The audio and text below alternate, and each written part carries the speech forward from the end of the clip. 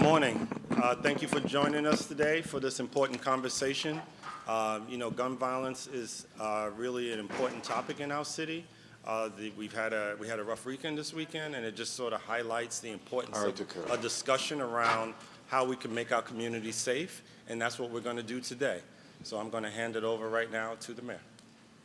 Yes, thank you, Will. Good morning, everyone. I'm Mayor Tashara Jones, and I'm honored to have this distinguished panel of attendees around me so we can have an honest and open discussion about tools that we need to help keep our city safer, as well as lifting up the voices of people who have been directly impacted by gun violence, my family included.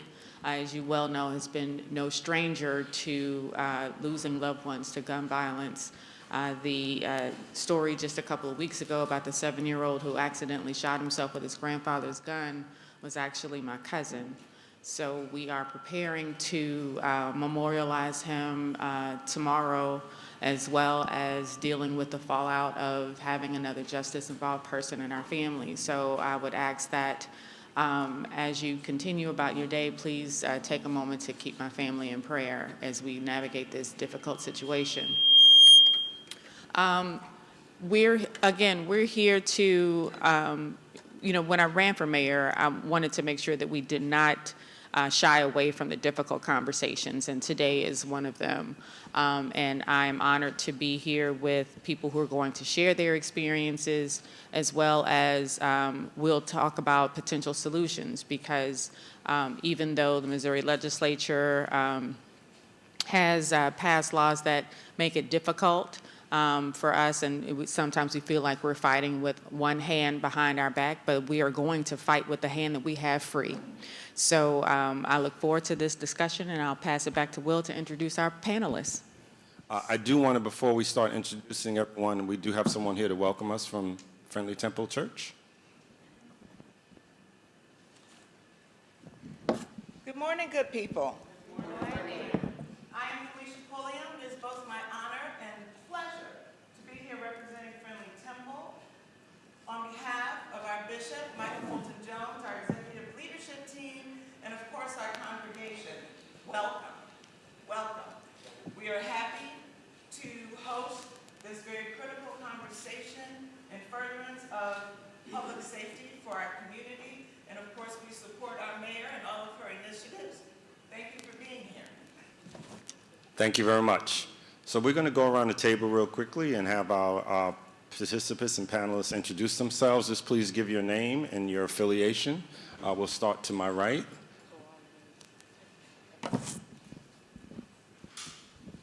Good morning, everyone. Shemaine Clark Hubbard, Alder Lady for the 10th Ward in the City of St. Louis. Thank you.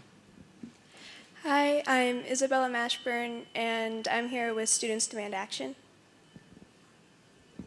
Good morning. I'm Alicia Sanye, and I have the pleasure of serving as the Alderwoman of the 7th Ward in the City of St. Louis. Good morning, Robert Tracy, Police Commissioner, St. Louis Metropolitan Police Department. Good morning. Tashara Jones, intern in the mayor's office. Jason Watson, Senior VP of Engagement with Mission St. Louis. Erica Jones. I am the founder of the Voiceless ST. I'm Daniela Velasquez, and I'm Alderwoman for the 6th Ward. I'm Lando Vale. I work Safe Streets, Safe Neighborhoods with OVP.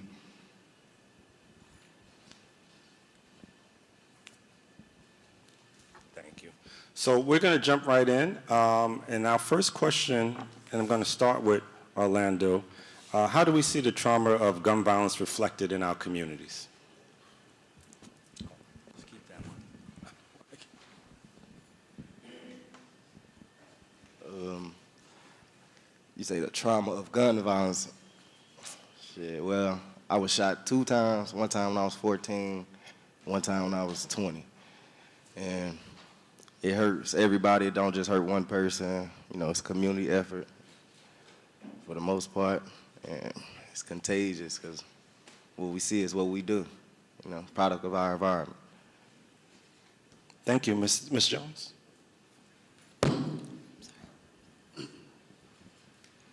When we're dealing with trauma, trauma just doesn't, like you said, Orlando, doesn't just impact the person that is actually hit with gun violence. It also impacts the family. Such as myself, it impacts my grandchild who is left without a mother. It also impacts their siblings. So when we're dealing with trauma, it's just not within one part. It also affects the community. There's lost loved ones, friends, family members, and there are also people that they work with and their surrounding areas. So when it's just dealing with just one person being affected, it's not just one. So it needs more than just one advocate. We need more than just one avenue when it comes to gun violence. Jason? Gun violence just heightens your senses. I feel like some of what we see and the trauma impacted on individuals is the ability to have to see the person who probably inflicted that harm walking through your neighborhood. And you're expected to respond in an emotionally stable way. And that's just not human. So I think some of what we see is the impact of violence heightens our senses to violence. So we feel like if I'm gonna be met with extreme violence, I'm gonna approach things with extreme violence. And that's why we see what we see. So when blood is shed, you feel like, I want my lick back. So when it's time to de-escalate something, and you're trying to get somebody to understand, like getting your lick back ain't gonna change nothing, they're really trying to balance the emotions that they feel as they kind of wrestle through the trauma. So I think that continues and perpetuates the violence that we see. Thank you. Bella?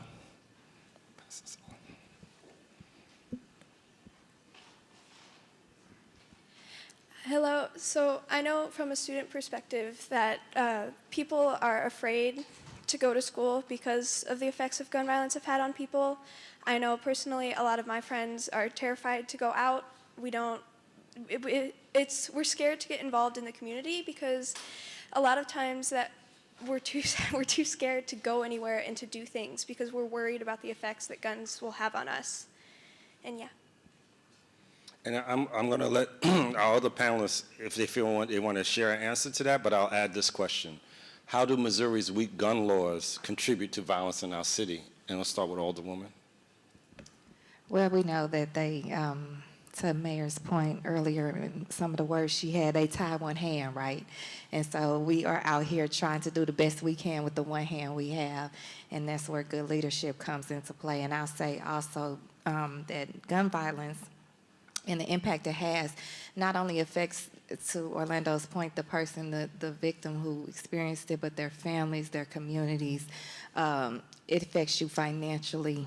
There's different downfalls and pitfalls from gun violence that I think people don't talk about, but they really do impact moving on in your space. And that's why, to my sister's point, it takes so many people and so many entities, no one person and no one organization, no one group, no one church, no one idea is going to change this. That's why I love Mayor Jones' outlook on this and making sure she puts all the right people and all the right players at the table to make these kind of decisions. So I'm just happy to be a part, right? To be able to be a part as it has impacted my family personally here as of late, and knowing now the different ways that I can play my role, rather, in making sure that we get all the information out and people that don't know the resources that are out here and the changes that they are making. So I think that the good thing about this is that we are here to share this information, right? And so that we can affect and make sure that everybody that's impacted by this gun violence, from the schools to our babies and to our elders, and move forward and hopefully move past it. Yeah. Alderwoman Sonia?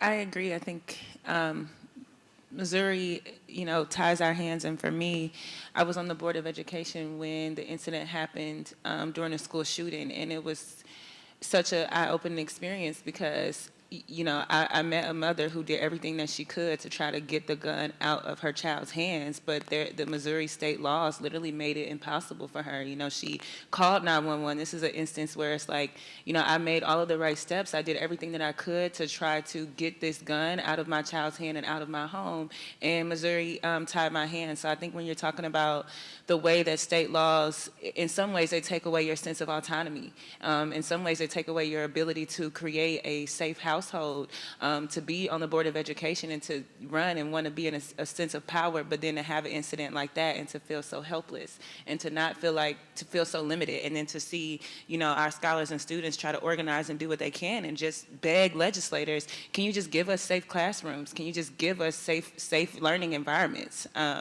So, I think for me, state laws are quite abysmal, are very shameful, and they take away what should be a basic part of our experience in society, which is, just a sense of safety and security that is definitely lacking. Chief?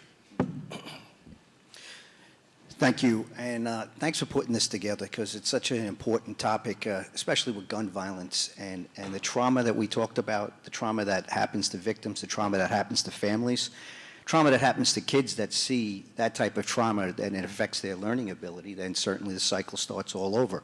So it's not just coming from a policing end, but I am the police, and the thing is, I have a job to do, and we're going to do everything that we can as far as leveraging technology, making the best cases. If you're doing things illegally with a firearm, making sure we bring the best charges forward, working with the criminal justice system to get people out there that have really abused their privilege of carrying a firearm. That being said, things like this and trying to get the conversation going for reasonable gun laws, reasonable. I've never worked in a city where it wasn't prohibited for juveniles to carry firearms. We just talked about a mother trying to make sure that there's some regulation in place that couldn't get help because of the gun laws. There has to be some reasonableness.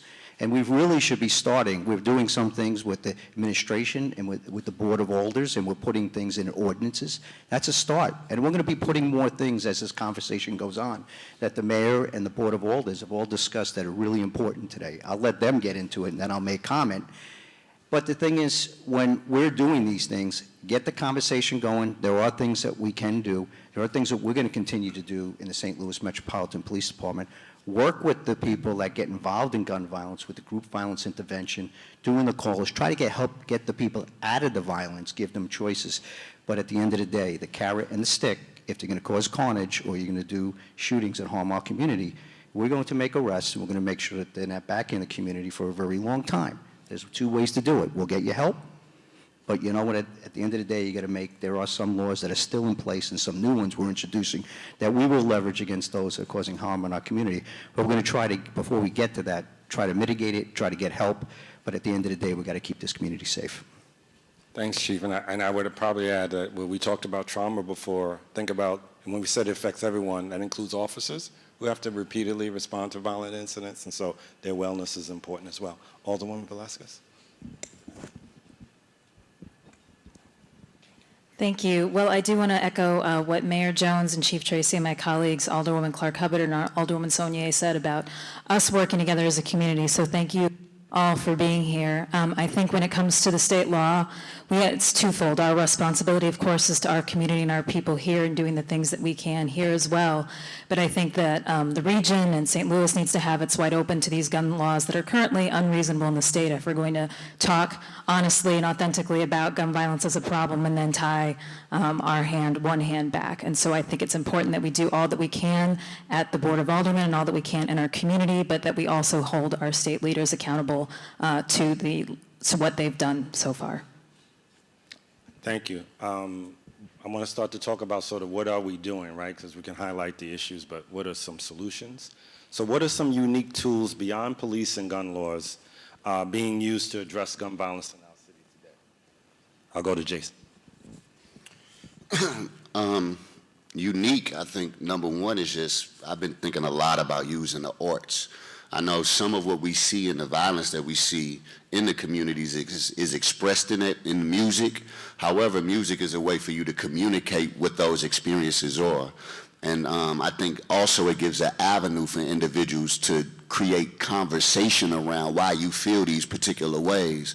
Because even when we start to talk about laws and the critical thinking of how we want to come about with these laws, I have to think about individuals who feel like they have a need to protect themselves because of the circumstance that they in.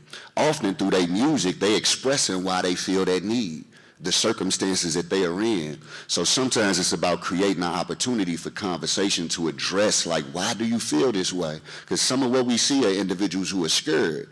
You know, if you ever have felt the need to have to carry a gun, that's a whole nother feeling. When you're 12, 13 years old, you hear a 13-year-old talking about shooting somebody. You ask him, why you feel the need to carry a gun? He's like, I might get shot when I walk to the store. So we got conversations that I think need to be had, because we need to understand why they feel the pain that they feel and the need to have to protect themselves in that way at that age. Because I was carrying a gun at 11 years old because I felt like I had to. So when you start to understand those things and create opportunities for people to express themselves, it allows you to address and deal with some of the issues that they're facing. And that's some of the work that Mission St. Louis does. I know we don't have anyone from Story Stitches here. They do a lot of podcasting and create opportunities for young people to have these conversations so that they can express those feelings in a controlled environment. Ms. Erica? As my brother Jason said, eloquently put it, I asked, with me working in the field, we're working with youth ages 12 to 16 or 12 to 18, what can we do as a community, you know, to give them a safer space, a space for them? And they said that there is nothing in our cities that they can get involved with that has nothing to them either being racially profiled, discriminated against, or made to feel like they are part of something else. So our children, our youth, we need more in the community to give them a safe space to go and be able to express themselves. Also, with the program that I have, it's a follow-up behind it. It's called Reach Me, and it's where we do teen talk, where young people can sit down with their parents and express different things that they have going on with them, whether it's school bullying, whether it's them having trouble with them within themselves. But the parent actually has to sit there and listen to what it is that they feeling. And we found out that kids were being bullied. We found out that kids were carrying guns to school. So that is a heavy burden on them when you don't even know how to start the conversation of how was your day? What's going on with you today? How can I approach? We got to first be able to talk to our children. And if we can't talk to our children without balancing it out and making them feel like it's their fault, then they're not going to talk to you. They're going to talk to somebody like me. They're going to talk to somebody like Jason. They're going to talk to somebody like Orlando. They're not going to talk to anyone else because they feel like judgment is going to be passed, or they're going to be put in a situation of I don't know if everybody in here is a parent, but some of the things that we did as a youth, our children is doing twice as worse. So how do we have a conversation with them? How do we get them to understand that we are here? We love you. Positivity. We also have to do that with the people that's within our community. And if there is barely resources for these young people to be able to voice what's going on with them, we in trouble. We've been in trouble. And it's going to continue to be trouble until we address inside the household, talk with them, and also put those resources for our youth to have somewhere to go when they're in trouble. I'm so glad, Erica, that you brought up our young people because I feel like the Juneteenth shooting was a pivotal moment of them crying out, saying, hey, we need some help here. And after that shooting, we pulled together community organizations. We also pulled together the kids, about a room of about 40 to 50 kids, and asked them what they wanted to see, what made them safe, what kinds of things could the city help them or bring resources to the table to help make them safe. And we've been able to do that since then. Every weekend, we've had our rec centers open late hours. Several young people have taken advantage of that. We've had downtown programming in partnership with other organizations like the Mental Health Board and the Violence Prevention Commission. But I also realize that we need to continue to keep this going. It can't just be that we respond during the summer and then when they go back to school that it falls off. So we will be continuing that programming with them.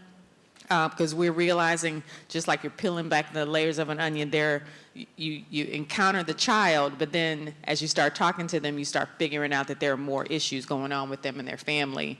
And so it reminds me of an African proverb that that a child that does not feel embraced by the village will burn it down to feel its warmth. And so we don't want our children to burn our village down. We have to embrace them and make them feel welcome, make them feel safe, give them opportunities to have fun in a safe environment, let them feel like their input is welcome, and I think that will start to make a difference. And I just would highlight, so Miss Erica, she didn't mention it, but she also creates a space because you want to help young people, but you also have to help their family. You can't disconnect them from one another. And she does a great job of holding space for people who are survivors and their families to be with like-minded people. We want to talk about that real quick. Every year, I give a dinner for mothers and fathers to come together and have a time to get away. And this year is my 6-year anniversary, and it's called Voice of the Voiceless, STL, and it is a space for mothers like myself who have lost children to gun violence to come together and be around other mothers and fathers who also have lost children to gun violence. It's a space where it's entertainment, it's dinner provided, and it's just us being able to be with people that understand our language, because we definitely have a certain language. There is no word when a mother has lost a child to violence. It's not a word. But there is a word when a woman has lost a husband, or when a man has lost a wife, but there's no word when a mother has lost a child. And that's the biggest impact. I'm grateful that one of my mothers is actually in the building. She also has an organization called Healing Hearts. So that's part of the support groups that is for us, that is out here, because it's not many. And the services are free. You don't have to pay for anything. These services are free, but we need more assistance, like from our mayor's support, from other aldermen from different parts of the map to come in and say, hey, how can we help y'all continue the work that you do within the community? I know Ms. Shamim Hubbard's been there from the beginning, and I love her to death. So we need those people to continue to support us. Mayor, we need you to continue to be there for us and support us.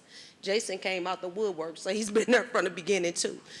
Mr. Pickney, we appreciate this platform because a lot of us don't have it. And we just appreciate that when we have these platforms, that we are recognized and that people see us, because they don't see us. They don't see the mothers that hurt. They don't see the fathers that hurt. They only see the trauma that was in that those bullets did to our family. That's it. Bella, you want to add something about tools?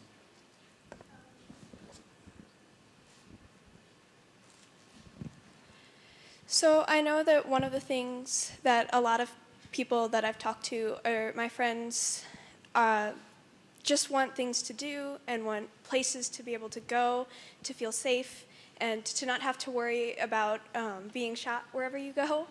And I think some of the tools that I know my friends have used is I've had a lot of people, we've been talking about advocacy like this and just speaking up about things and issues and finding spaces where we can talk about things that normally we maybe wouldn't want to talk about. And there's been a lot of support just from the community too, I feel like, events like this where people are actually talking about it instead of just ignoring that things are happening. So, yeah. Thank you, Bella. Orlando, you want to add any comments here?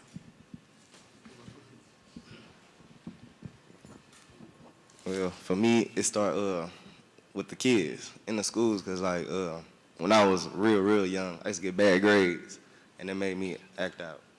So, more people we have in the schools, like grief counselors, like Ryan and Sandra and them down in Mission St. Louis, they do a good job with that. You know what I'm saying? Just like good people being in your corner. So, I mean, it sounds like the common thing is the unique tool is really listening and creating a space for conversation. And I know when we've talked to young people, they don't always feel that just because you create a space, you're actually listening. And adults do more talking, right, in those spaces than listening, right? Thank you. So let's go to our last question. You know, we talk about addressing gun violence. Sometimes we have this false choice people tend to give, but it does really require a balance, right? Intervention, enforcement. However, from the enforcement side, let's think about what are the most effective strategies and how could stronger gun laws make that job easier? So we'll go to the chief. Well, just regulation in itself starts to bring down the number of guns that people can carry legally. And when you start doing that, that starts to give somewhat of a confidence in other places that I've been in, that where over time, the perception that you have to carry that gun to keep safe, that's why that's sometimes a decision where young people saying, if I don't have a gun, I can't protect myself. So moving this way in some type of regulation and some of the things that we're doing where right now we're looking at concealed carry. If you do not have a concealed carry permit, you will not be able to carry as a juvenile or as an adult in the city of St. Louis. And then we're going to be putting out, we're going to put out a campaign, an educational campaign that the law is changing because of this ordinance. And then we're going to make sure that we have good policy in place and then how we go about it. We don't want to go out and enforce it right away. We want to educate the community. But that's going to be a start. It's not like we haven't approached people with firearms where they're not committing other crimes. We've made close to almost 900 arrested individuals that had an illegal firearm so far this year. So these are the things that we can do. And then my job is to come in and use the strategies where we look at the people with the highest propensity for violence. And those are the individuals that are basically the trigger pullers. And with ShotSpotter and then matching shell casings and making sure that we use NIBIN to ATF and Crime Gun Intelligence Center, we're able to identify the individuals that have that highest propensity of violence, both for being an offender and also a victim. The ones that are in this, they're also going to be a victim. So the way I look at it is to keep people safe and to do it. And then if I can keep people safe, then we're going to be looking at like group violence intervention. We're going to be working with all the groups that are being seen, and we are aware, and we want to leverage that, starting with the kids doing juvenile custom notifications, where you go to the families when the trauma happens for a young person that's carrying a firearm, might be shot or do a shooting. What else is going on in that family? And we might have to help the whole family because it's going to be a wraparound services, and those for the young adults. Get them in a room, find out what's going on, do group violence intervention, do call-ins, do custom notifications to find out what's going on, try to get them out of that life of crime, give them choices. And over time, that has worked in other areas. And this is just another layered approach that it's not all about enforcement, but certainly it's a big part, enforcement, but we'd rather hit it from the other angle, but then we also know it's necessary if those who do not want to come along, but we're going to try to do choices. It doesn't happen overnight, but with good, sensible gun laws, prosecution of individuals that do carry illegal firearms, that has to happen. People that are committing violent crimes with firearms, we got to make sure that they're fairly prosecuted, and it has to be addressed. And I think patterns and trends and identifying those individuals to get them help first, and if they don't want to take the help, we got to make sure they're not causing any more harm to the community. I could take over this whole thing and speak for hours about this crime strategy, but that wouldn't be fair to everybody else's voice. That would be for another time. But that's a high-level view and how we look at it. We do it with compassion and empathy because why are people in these places and why are they feeling the way they do? We have to look at it that way, and we certainly do it. And then if we're not, I'm going to educate my officers to make sure we continue to do that. So thank you.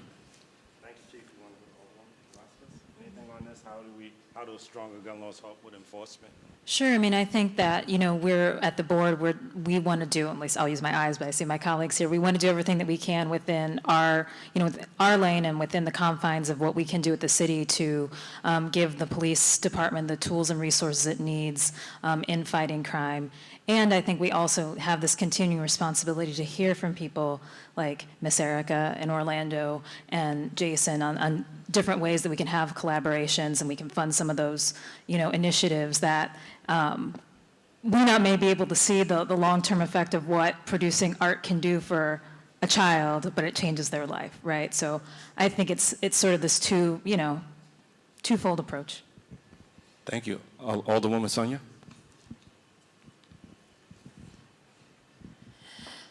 Yeah, I think enforcement you know, like you said, I think it's important that we have these conversations in a holistic way.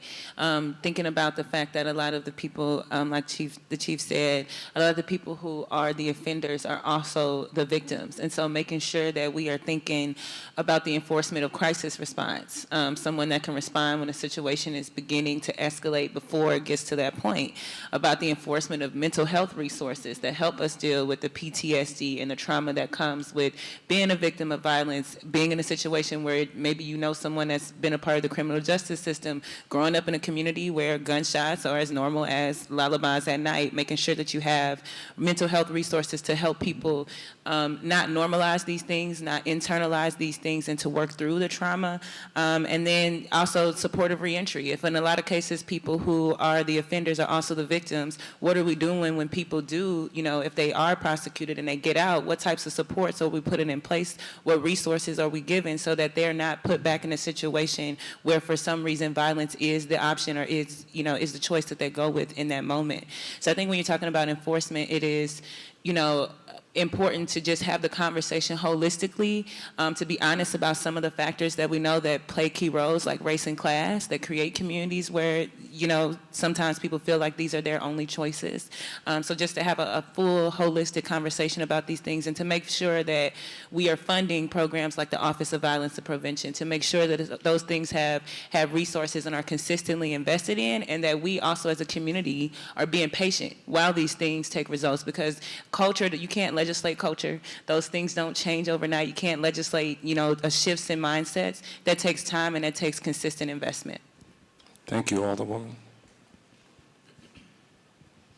I would agree with the things that both of my colleagues said, and knowing, again, that's why I spoke about the role that I understand that I play in support of the mayor and her administration and the choices they're making, which I love that they bring people on the ground to the table and then not just talk to them, but resource them, because that is important. We can have these conversations all we want, but if they don't have the tools and resources that they need to go out when we leave this table and do the work, then it's all for naught. So I definitely want to make sure that I come in and still stand in full solidarity and support of the work that you all continue to do, that we don't hear about.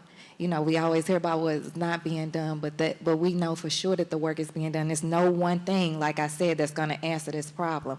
And as a mother, again, of 5 of juveniles, I think that one thing that we can't talk about is not in our purview, and I get that, but it's the real, some of the disconnect here is the juvenile system. We trying to work with our detention facilities. We trying to work with our penal system. You know, we want reform in all those places, but we need reform in that juvenile system. And I'm saying that not only as a mother, but as a victim now of juvenile crime, and seeing what the police, again, when you talk about hands being tied, what they can do and cannot do when we move forward with that. And that is where I think a ball is being dropped, because these laws that we're making all play a part in this, but they are reactive, and we need to be proactive on this. So the work that Mission St. Louis down there in that basement are doing with them babies, the work that you do, sis, the work that I know, the way that you all can connect, the way that you can connect with your peers that none of us at this table can connect, right?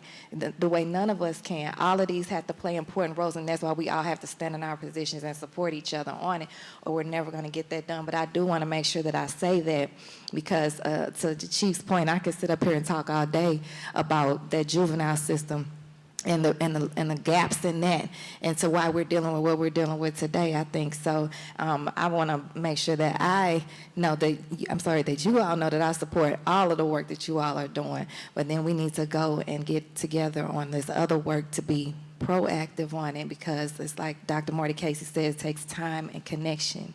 Time and connection is the only thing that we're going to do to heal a lot of these things. So again, I think that what we'll have to do is continue, right, working and move forward. Yeah, definitely. And you know, we're going to wrap it up, but I think collaboration is the key. You see that there's a whole wide variety of people here. I think elevating the voices of the people who are on the ground and are directly impacted is important. We don't hear from them enough. We don't showcase them enough. I mean, that's may not the right word, but I want to make sure they're there and they're seen and their voices are heard and the things they have to say are heard, because it speaks to the nuance of this. The enforcement is important. I was a cop for 20 years. It's very important. The chief is doing great work in terms of being smart enforcement and target enforcement. But one of the simple examples is if you have someone who is a returning citizen, maybe an ex-felon, they feel dangerous in their community, if all the things that Jason said, they feel like they have to have a gun. Now they're caught with that gun and they're arrested because there's a charge for carrying as a felon. What does that mean, right? They may not have been meaning to do anything with that gun. So there's a nuance to this where while people shouldn't do things, the reality of their life and their communities, we don't see that highlighted enough in those communities. Listening to young people, creating spaces, it isn't anything new. It's about really just doing what we should always be doing, sitting down and listening to young people. They will tell us what they want. I think identifying what we mean by young people, we talk about that a lot. This is a wide, 11 to 13 is different than 15 to 17. So we need to be specific about the groups we're talking about, the type of interventions we're talking about, and whether those resources are available, as Ms. Erica says.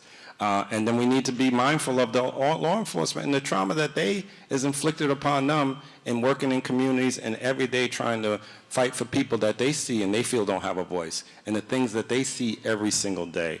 Because if we don't have healthy officers, we don't have good enforcement, to the chief's point earlier. So I think all of those are the themes that I take out of this. And I take out of this that we're going to continue to do all the things that we need to. We have a toolbox that has multiple tools in it, and we're going to make sure we deploy all of those tools, and we're going to do a better job of making sure people know what we're doing, as opposed to just putting our heads down and doing the work, because that's what we feel is most important. So I want to hand it to the mayor. I know we're going to stand up, and mayor's going to have some final thoughts, and then we're going to take some questions. Yep. So. Great, thank you, Will. And I just want to wrap this up really quickly and just thank everyone for their participation and for their honesty this morning to let us know where some of the gaps are. And we will work hard to make sure that we fill those gaps and also continue to have this conversation. This isn't just a one-time thing. We will continue to work together. I want to thank our chief for all of his hard work in the less than 9 months that he's been on the job. He's making a difference. But we all do know that these things work together. It has to be a healthy balance of prevention, intervention, and enforcement. So thank you, and give us a minute to wrap up, and we'll start the press conference. Okay? Good morning, everyone. Good morning. I want to thank everyone again for being here this morning. First off, I want to thank the survivors and advocates for joining us here this morning to share their powerful stories. My eyes have been open to a lot of work that's been going on in the community, and I want to thank particularly Erica Jones. Where are you, Erica? Hi, Erica. I want to thank her for lifting up the work that she's been doing in the community with mothers. I was particularly struck by the story she talked about when she said that, there is no word for when a mother loses their child. And as a mom, I can't imagine the pain that mothers feel in this situation. But gun violence is a plague. And its painful touch has stung families across our region, and their experiences are sadly not unique in our city. I've been open about how gun violence has affected my family. The 7-year-old who accidentally shot himself just a few weeks ago was my cousin, and now my family is dealing with the dual crisis, the pain of burying our baby and the overwhelming despair of his grandfather. Second, I want to recognize the families and victims of this weekend's gun violence, as well as the police department officers and detectives, fellow first responders, and community violence intervention groups working to bring them justice and healing, or bringing justice and healing to their neighborhoods.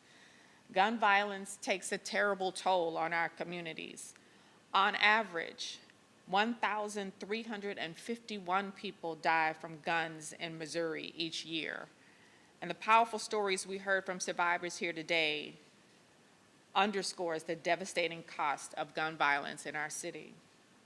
But the Missouri legislature has stripped safety regulations off the books, flooding our streets with guns. Since the legislature repealed permit purchase laws in 2007, Missouri's gun homicide rate jumped by at least 47%, according to Johns Hopkins University. Plus, their strict preemption laws tie our hands at the local level, stopping us from implementing many laws that other states and cities use. We're using every tool at our disposal to protect families from gun violence.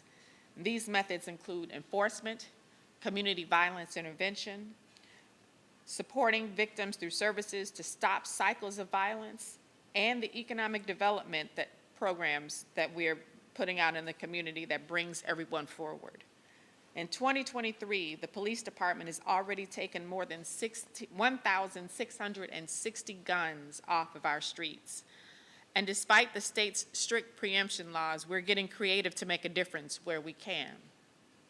Board Bill 29 was a start, but we believe we can go even further and give our police more tools. So in the coming days, in partnership with the mayor's office, the aldermen joining us here today, will introduce common sense gun safety legislation to prohibit military-grade weapons on our streets, prevent the transfer or sale of guns to minors, take action on ghost guns and similar untraceable firearms, prepare St. Louis for the passage of Blair's Law, and prohibit insurrectionists and those convicted of hate crimes from having guns. The aldermen you see here standing today represent wards across St. Louis from north to south. We may not always agree on everything, but we do agree on this. Gun violence is a public health crisis that impacts families and communities in every neighborhood across our city. We're coming together around a shared vision, a safer, stronger St. Louis that's ready to stand up for our values. And we've seen the state try to fight back against the city time and time again, and we expect them to stop us this time. But we know Missourians are demanding state-level action to pass measures like red flag laws and background checks. But we're ready to fight like hell at the local level to prevent gun violence, protect our babies, and to keep our communities safe. Thank you, and I'll answer any questions you have. Chief Tracy, this question is for you. Of the things that the mayor spoke about and tackling, in the reality of the gun violence on the streets, is the problem what she's talking about here, or is it something different, different types of guns, other issues that are going on? Well, each area is experiencing gun violence throughout the United States, so St. Louis is not unique in what we're doing. And how we approach that, I think we talk a lot about it. Intervention, prevention, holistically looking at it, trying to get to these issues before they become problems, and when they do come problems, giving choices out of the life of violence, and then making sure that those with the highest propensity for violence, we're leveraging technology, good detective and police work, and making sure we take some of the people that are violent off the street so they're not going to shoot or harm anybody again. So looking at the type of technology, there's people called trigger pullers out there. They're the ones that are firing the weapons, and we can tell who they are by tracing these firearms and tracing and using evidence on shell casings and matching and doing correlation, and then we narrow it down. And so we don't have to arrest the whole community to get the few that are causing the violence. So that builds the trust in the community, and the community starts to come forward as we have these conversations here. As we work together, they start seeing the police as part of the community, and then they'll come forward, and we'll make sure we all keep it safe. And that's how you start to bring things together. We've gone through an unprecedented time. We've gone through a few years of lockouts, disruptions, and things that have happened every city's seen. And then we've also had the aftermath of the George Floyd murder. And we had the civil unrest, and rightfully so, what's happened in a lot of cities. So we're coming out of that. And coming out of it, we have an opportunity here. And these type of things that we're having, talking with all stakeholders, putting sensible gun laws in place and trying to get ahead of things. And some things might get knocked down, but at least we're getting the conversation going. Because we're going to take forward in this city every tool in the toolbox we're making available, like the mayor said.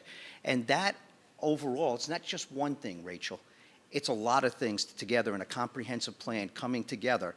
And that's what my job as a police chief, that's as the CEO, as from the city, the mayor and the administration, and then our elected officials and our other stakeholders in trying to keep this city safer. And most of all, the community is coming together. And I'm going to give a statistic out. less than 0.5% in almost every city, and I've done audits in 4 cities, and I've already did consulting in others, are committing 60 to 70% of the violent crime.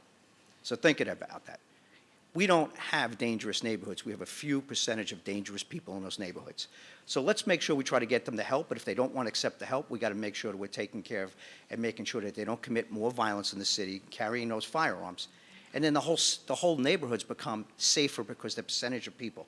Let's not arrest everyone to get the few that's doing that, and that builds the trust. Like I said, I could talk about this for a couple of hours, the whole crime strategy, but to sum it up there's a lot of things in place that I've talked about in place that we're doing. But you know what? This is what's going to get us there. Community engagement and having this conversation is going to give us long-term sustainable success. I might be able to get with strategy short-term success, but overall, this is where it all happens. Chief Tracy, do you have a comprehensive plan to help fight crime? And if you have a comprehensive plan, is there some place that we can read about it? Yeah, we should have something up. One of my other things is about communication. So you come in a layered approach, you come into a new place, you try to look at things where we can improve, keep doing the things that are doing well. These brave men and women of the St. Louis Metropolitan Police Department are doing a tremendous job. They were doing a tremendous job before I got here. I'm so proud of them. We're actually down in homicides from where we were last year, almost about 20%, and we're almost down 70 homicides from where we were 3 years ago.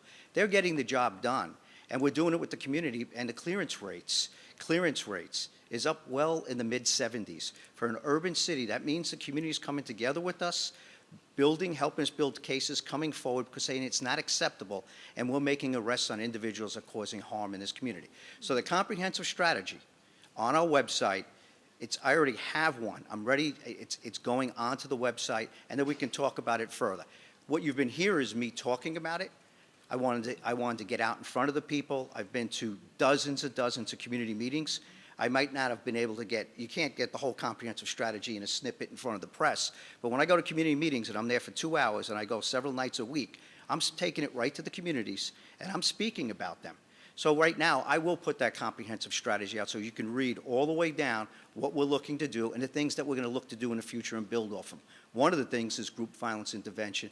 Thomas App bringing in Office of Violence Prevention with Director Will Pickney. There's so many things. It's a holistic plan.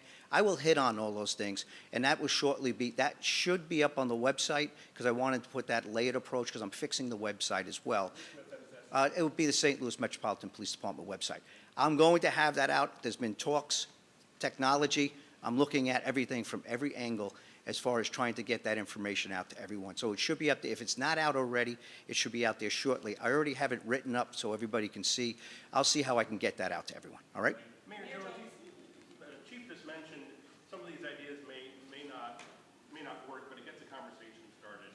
Do you see this as threading a legal needle, specifically on some of these new measures, or is it really just about kind of getting it out there into the courts and letting the courts figure it out? No, absolutely, we've been threading the legal needle. We have an excellent policy department in the mayor's office that has been looking feverishly at all of our gun laws and finding where the loopholes are.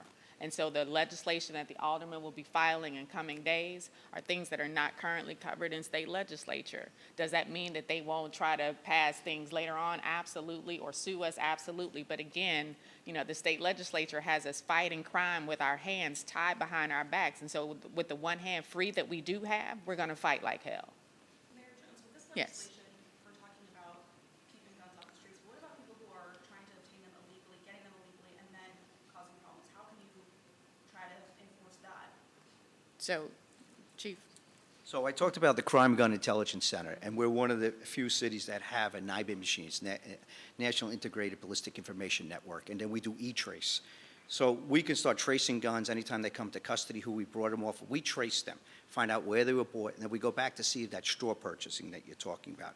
Buying guns legally, then transferring illegally. Every city, every part of the nation has that issue. So we have a good partnership with the ATF. We work closely.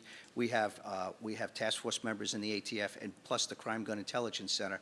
We take that seriously. Even when a gun is stolen, Sometimes it's not really stolen. Sometimes it's being resold. And we look at every one of those cases. So it's one of those things you got to work within the federal law to try to minimize, called straw purchasing, what you were asking. And you know what, we do take that very seriously on every gun that we trace. All right, we got about time for one and a half more questions on guns and potential gun legislation. Mayor, what qualifies as a military-grade weapon? An AK-47 or an AR-15, yes. We've been focusing a lot about youth in the city over the summer, specifically those youth safe spaces. I know school year starting, there's some pullback on that. We talked about the importance of offering that to the youth. Are there plans to continue that, giving that consistency to kids here in the city? Yes, absolutely. We're putting together a schedule. It may not be every week, it may be once a month. Going forward into the school year, because we realize that we can't wear out the resources of the volunteers that have been helping us. So we'll go to once a month during the school year or for special events, and then go back to, hopefully go back to weekly once school lets out in the summer again. All right, thanks everyone. Thank you. Mayor, any